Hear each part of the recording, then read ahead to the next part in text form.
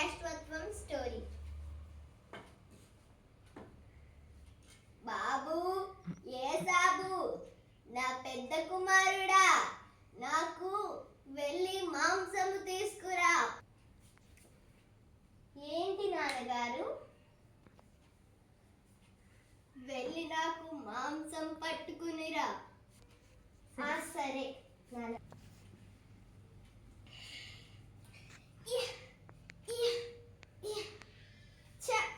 బాణాలన్నీ అయిపోయినాయి. ఇదేంటి, ఒక్క జంతువు కూడా పడలేదు. బాణాలన్నీ అటువైపు పడిపోయినాయి. నాన్నగారేమో ఇప్పుడు తీసుకుని రమ్మన్నారు. సరేలే, ఈ పూటకి ఇంటికి వెళ్ళిపోతాను. ఏం చేస్తాం?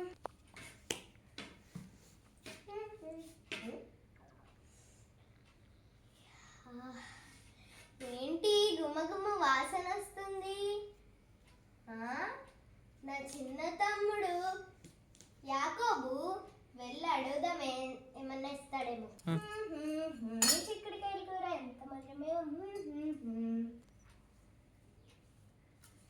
యాకోబు, నాకేమన్నా తినడానికి పెడతావా? ఒక్క నిమిషం.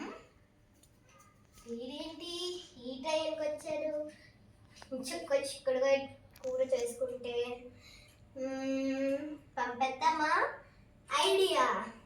వీడి జాస్వస్తం నాకు ఇచ్చేయమంట. మరి నీ జాస్వస్తం నాకు ఇవ్వాలి, నీకు చిక్కుడుకాయ కూర కావాలంటే.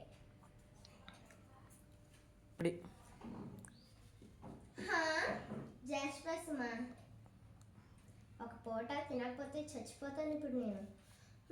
ఇప్పుడు చాకలి చచ్చిపోయేలా ఉన్నది. ఇచ్చేస్తే పోలే? సరే, జాస్వస్తం ఇచ్చేస్తానులే. వీళ్ళు ఇలా మాట్లాడుకుంటున్నారా? ఇదిగో చిక్కుడుకాయ కూరతో సంతోషించు. యాకోబు, ఇట్రా. స్టార్ట్. ఏంటమ్మా? ఇదిగో ఇది తీసుకుని చర్మాన్ని కప్పుకో. ఇంకా ఈ మాంసం నాన్నగారికి ఇవ్వి. సరే అమ్మా.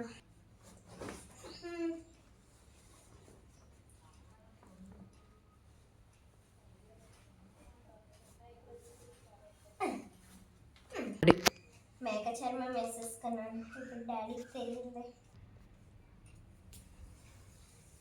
నాన్నగారు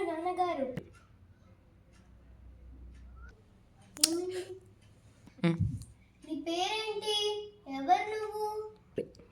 నేను యాకోబుని. అవునా? ఒకసారి ఇట్రా. నువ్వు యాకోబేలే.